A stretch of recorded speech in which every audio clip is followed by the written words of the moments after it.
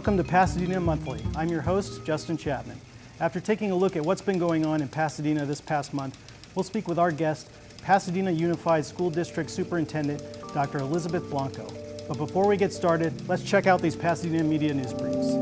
The City of Pasadena has begun the oral history component of the historic project for the city's 710 Stub Master Plan. The oral history portion aims to capture and acknowledge the diverse stories of community members displaced by the SR 710 freeway construction project. The online survey will close on Sunday, June 30th. To fill out the survey, use the QR code or go to bit.ly/oralhistoryinput. Pasadena Sister Cities' 2024 Executive Leadership Team was sworn in at a ceremony held on Friday, May 10th at Pasadena City Hall's Council Chambers. The newly elected committee brings a wealth of experience and a shared passion for building international connections and fostering cultural exchange. Lena L. Kennedy will lead the organization as president, with Martin Gordon serving as vice president, Elizabeth Ellis serving as secretary, and Joanne Forte serving as treasurer. I'm honored to lead Pasadena Sister Cities as we embark on a new chapter, said President Lena Kennedy. The Pasadena-based nonprofit Young and Healthy has been awarded a Covered California Navigator grant to provide free health insurance enrollment to the Pasadena community. Young and Healthy connects underserved children with free medical, dental, and mental health care through its volunteer doctors and helps families with insurance enrollment and navigation and provides referrals to local services. We are so thrilled to be recognized by the state of California as a leader in insurance enrollment for the greater Pasadena area. This grant assures the community that we will continue to serve as a skilled, compassionate, and trustworthy resource for their high-quality healthcare needs, said Executive Director Ellen Kramer. To learn more about this or other Young and Healthy services, visit yhpasadena.org or call 626-795-5166. Let's turn next to our lightning round of news updates. 1. The city has a budget. The council unanimously passed the $1.14 billion operating budget for fiscal year 2025 beginning July 1st, which includes more funding for homeless services and the public health department to make up for state budget cuts in those areas, and $360,000 annually to train firefighter paramedics. A city staff report said that the budget, which is about $100 million less than last fiscal year's budget, was developed with cautious optimism and a recognition that inflation and other economic factors are impacting the pace of revenue and expense growth differently. The council also approved the Economic Development Division's strategic plan, which will guide the division's priorities, programs, and services for the next 5 years. 2. This month, the council also approved an increased water rate by a 7-to-1 vote, effective July 1st. Pasadena Water and Power is switching to a tiered by customer class structure in which price increases will vary based on customer class, e.g. single-family residential, multifamily residential, or commercial, as well as water meter size and usage volume. Water bills for a small-sized family will increase by about $8, a medium-sized family by about $14, and a large-sized family by about $29. Some commercial customers will see a reduction in their bills. Customers will see an increase of 13% in 2024, 12% in 2025, 9% in 2026, 8% in 2027, and 7% in 2028. PWP said the increases are necessary to keep up with the cost of serving water because expenses are exceeding revenues. Factors driving the increases include increased water costs from the Metropolitan Water District, higher pumping and treatment costs of local groundwater, increased capital investment in infrastructure projects, and reduced sales due to the city's conservation goals. PWP is looking to secure grants and other sources to help reduce and supplement the rate increases. 3. The Charter Study Task Force submitted its final report to the council this month, including several recommendations for charter amendment ballot measures for November's election. The task force recommended filling council vacancies by appointment within 75 days only if less than 2 years remain on the term. Otherwise, a special election would be held or if the council fails to make an appointment in time. Also, in the case of a mayoral vacancy, the task force recommended establishing a mayor pro tempore who would be selected from among the council until the next general election. Regarding the selection of vice mayor, the council would select someone from among their ranks to serve a 1-year term and exercise the mayor's duties during absences. The task force and the council should consider seniority and the benefit of rotation of the role during the vice mayor selection process. The task force also recommended setting campaign contribution limits at $1,000 per person for council races and $2,500 for mayoral races. The task force did not make a recommendation on the timing of mayoral elections. As it is, the mayor is elected at the same time as council members from districts 1, 2, 4, and 6, which forces those members to give up their seats to run for mayor, unlike council members from districts 3, 5, and 7. The council seems to be split on whether to add the task force's recommended term limits for mayor and council members to the ballot, which, if approved, would limit them to serving 3 consecutive 4-year terms, then an additional 2 terms after taking a break of at least 4 years. The council will decide next month which charter amendment topics will be added to the November ballot. They have until August 9th to do so. The council also already voted to add a charter amendment measure to the November ballot that would change how representatives are selected for the Fire and Police Retirement System Board. 4, this month the council approved a $1.1 million contract with Belfry Contractors for the One Arroyo Trail project, which will improve miles of trails throughout the Arroyo. The project groundbreaking ceremony will be held July 13th. Work will begin in August and is expected to be completed by the end of the year. 5, the city held its first community open house to gather ideas and feedback on the 710 Stub Master Plan, which is being put together by consultant Perkins Eastman and will serve as a guiding document for the redevelopment of the 50 acres that Caltrans relinquished to Pasadena 2 years ago. The 710 was also the topic of the West Pasadena Residents Association's annual meeting this month. Ian Lockwood, who helped lead the Connecting Pasadena Plans community meetings on the 710 Stub in 2014 and 2015, and Charles Loveman of Housing Heritage Partners delivered remarks and proposed ideas for transforming those 50 acres. Also, south of the Stub, many of the nonprofit organizations that rent properties from Caltrans have received initial notice of solicitation letters from the State Transportation Agency, asking if the tenants plan to purchase their properties, and whether at fair market value or a lower value in use price, thus beginning the sales process that has already begun for many of the residential tenants. 6, the City Council voted to honor and recognize the local R&B group Troop in a meaningful way, but decided in a split vote not to approve the staff's recommendation to change the name of Dayton Street between Fair Oaks and Raymond Avenues in between Central Park and Castle Green as Troop Way, due to the historical significance of Dayton and the lack of a street renaming policy. They directed staff to study the issue and return within 90 days with more options for honoring Troop, such as a plaque, a statue, an installation that tells their story, or even the original proposal to rename Dayton. 7, the city attorney has dropped all charges filed against hotel workers who were protesting outside the Hilton Pasadena Hotel as part of a long-running labor dispute that has since been settled. The charges stem from the city's noise ordinance, parts of which unions have said violate the First Amendment of the U.S. Constitution. Mayor Victor Gordo said the city will revisit its noise ordinance in the coming weeks. 8, City Manager Miguel Marquez has appointed Helen Morales, who currently works for the State Department of Housing and Community Development, as the new director of the city's Rent Stabilization Department, and the city has leased office space for the new department. She begins July 1st. And the city's new rental registry system is now fully set up and configured for internal review and testing.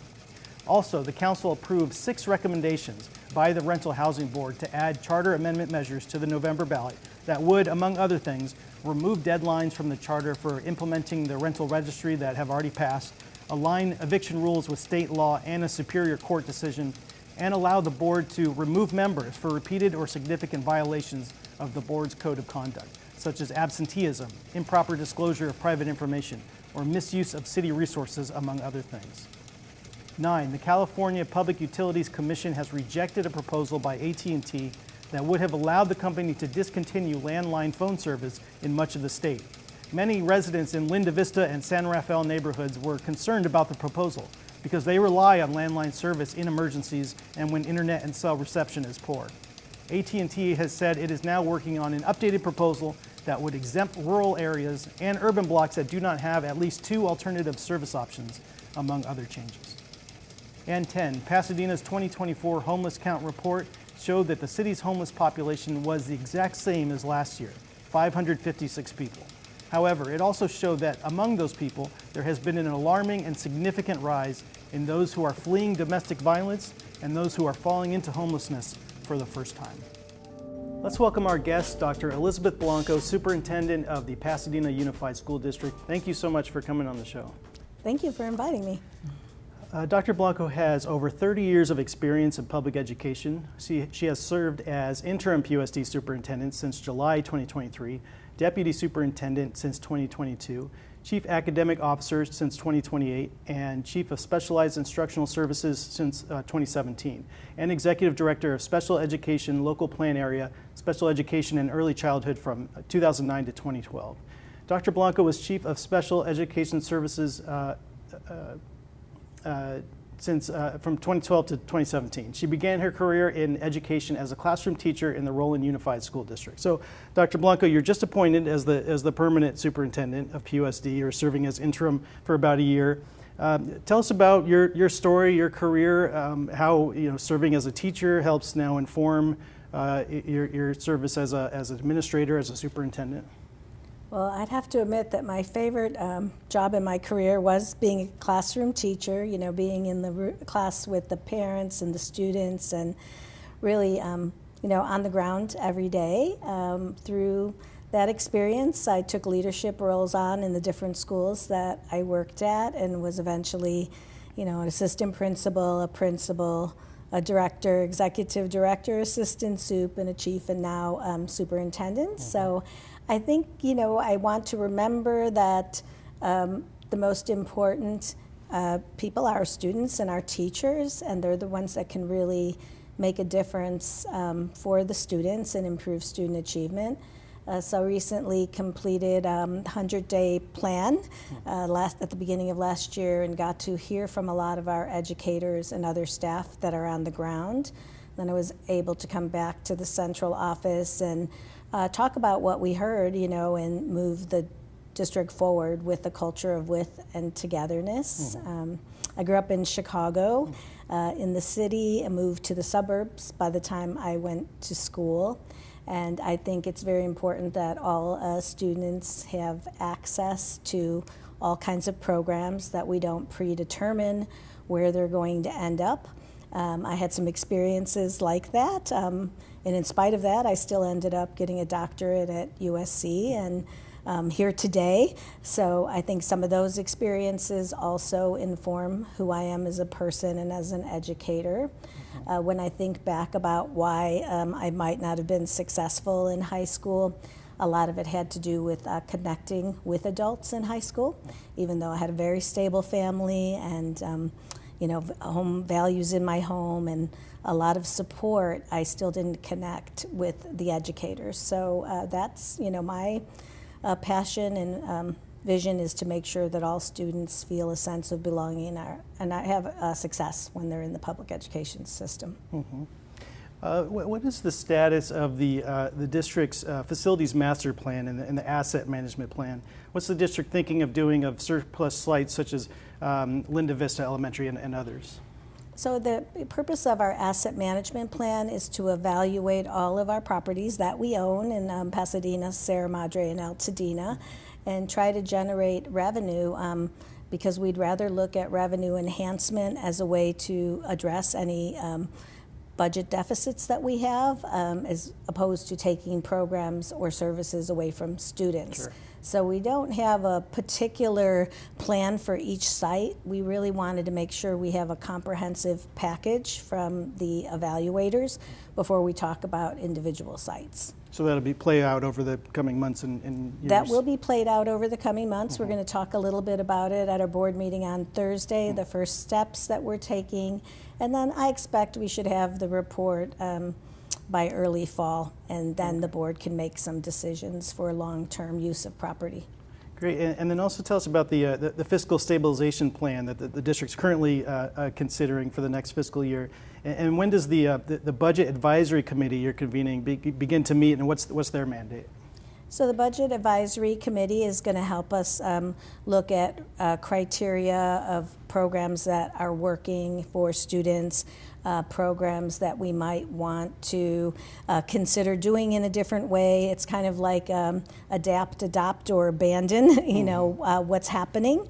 The fiscal stabilization plan is necessary because we have a structural deficit in our budget, and so it's a then problem, not a now problem, because it happens in the third year of our budget cycle. but the county requires us to be thinking about how you're going to address it before it happens. So as opposed to cutting $38 million all at one time, if you cut a little at a time, then it compounds over the 3 years. And the committee is going to be made up of community members, staff, administrators, and we will, do some prioritizing and make some recommendations to the board. And what do school districts need to combat declining enrollment and the other related budgetary issues? How can districts generate revenue, in addition to reducing costs? So one of the ways is looking at the assets that we have to see how we can use them to generate revenue for the programs and students that we serve. Declining enrollment is something that's happening across California, particularly in the San Gabriel Valley. There are lower birth rates and housing is very expensive here. So it's not something that's unique to Pasadena Unified. What is unique for us is that we do have large contingency of students that may elect to go to private school or to charter school. So one of our strategies is to make sure that we give them a private education at a public school price and attract students from inside the district and outside the district that might not have the opportunities for specialized programs such as dual language, our college and career pathways that are really all at industry standard, our STEM, which is science, technology, math programs, STEAM. We're very big on the arts. We received probably close to $40 million in magnet funds, so we've been able to really create experiences that you wouldn't normally have in a public education system for our students. So all of that helps. TK, early education, preschool for all, has been slowing down our declining enrollment. We had projected a much larger decline. It was cut in half by the opening of our all-day TK programs, which are at no cost to parents in the community. And tell us about the proposed school facilities bond and parcel tax that will be going to the voters in November, if I'm correct. How much will each generate, and what will the funds go towards? So, we're very fortunate that we have a lot of support from our community, and we are implementing Measure O right now, actively implementing Measure O to fix our facilities. But when we looked at the needs, they were over $2 billion. Wow. And so this bond was kind of a drop in the bucket for what our needs are compared. And then through the pandemic, we really learned that having the most updated technology is very important for our students to become 21st century learners, and we were able to address the pandemic in ways that other districts were not able to do because we had a one-to-one tech equity project. Every student already had a device. But those devices are we're getting old, and our teachers also needed new devices. So the bond helped us with refresh. We're also able to put interactive boards into the classrooms and change our technology in terms of security systems throughout the district, change the door locks for teachers, security cameras. So this bond is going to help us finish, some of the work that we started and identified as a need. Our buildings are old, many of them are historic landmarks, and we have to preserve that part about them, but we can modernize the inside and have more flexible grouping and modern furniture for the students. And some of our magnet schools have been able to purchase that, but not all of the schools.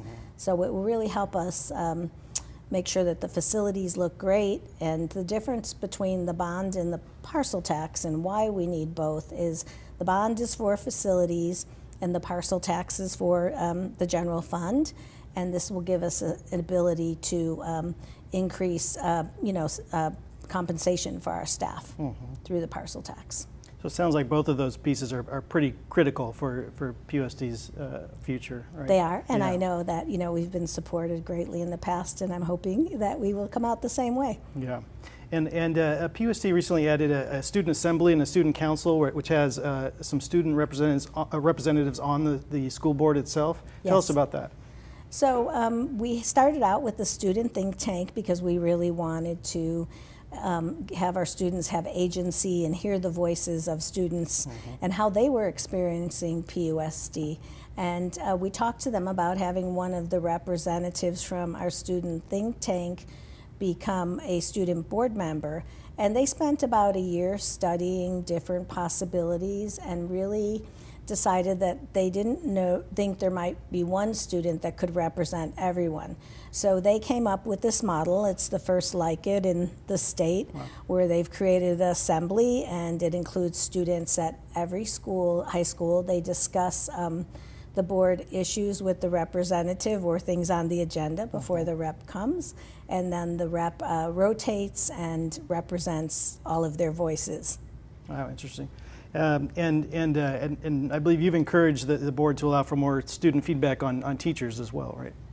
We talked about that, and I think it's important that the teachers know who the student is giving them the feedback. So I feel there should be something identifiable, because we all come from different walks of life and different backgrounds, and if there's just anonymous feedback, the teacher, that's not really giving them enough information. But it was the students that came up with the idea of giving feedback to the instructors. Gotcha. And what educational impacts did the pandemic have on students, and how are PUSD students doing academically today? Well, we just finished graduation, and we have students going to colleges all over the country. We have an amazing map that shows where students go in all the different states and universities. That was produced by our foundation with us. So that's always a great, marketing piece for people to know where PUSD students end up. I think we were visiting our summer programs the past couple weeks. We do have students that are making up some of their classes that they needed to after they experienced the pandemic. Some of the students had a little slower start. Some students had, social challenges coming back to school. So we have really ramped up our social emotional supports to students. We have a wellness teacher at every school, in addition to all of the, making up classes. We have enrichment. There are students in every form of the arts, every form of music, sports. Visited the Freedom Schools this morning and read a book to the students.